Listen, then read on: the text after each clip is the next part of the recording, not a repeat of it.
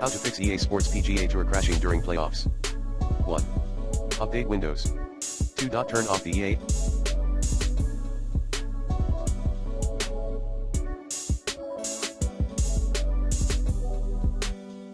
app overlay. 3. Clear the EA app cache via app recovery option. 4. Ensure your PC meets the minimum requirements to run the game. 5. Give admin rights. 6.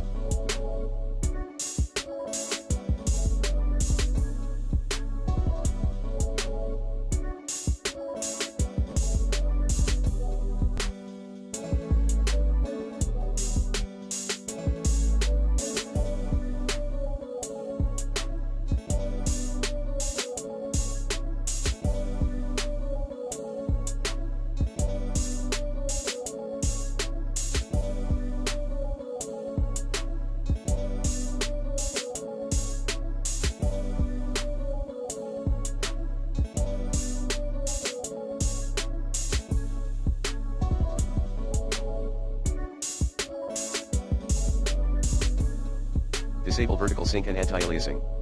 7. Update your account avatar. 8. For PS5 players only, rebuild database in safe mode.